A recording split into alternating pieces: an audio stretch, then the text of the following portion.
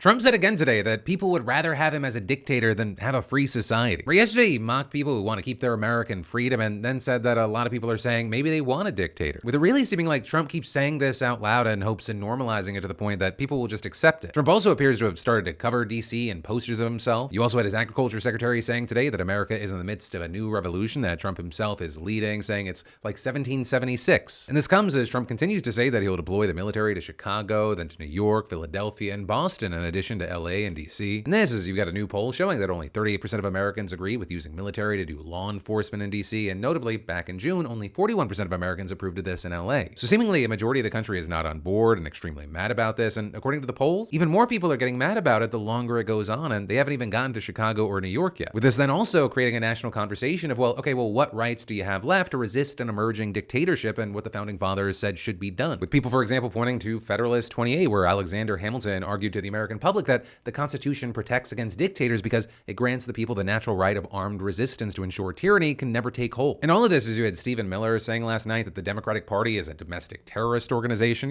totally normal things to say when you're sending the military to occupy their cities. With some saying what Miller and others in the Trump administration are trying to do is to manufacture consent to arrest Democrats. And finally, this is the least important thing, but I just gotta say this. This guy's Stephen Miller. His wife said on her podcast that all he eats is mayonnaise. And when asked with fries or like period, she said period. But anyway, follow to stay in the loop.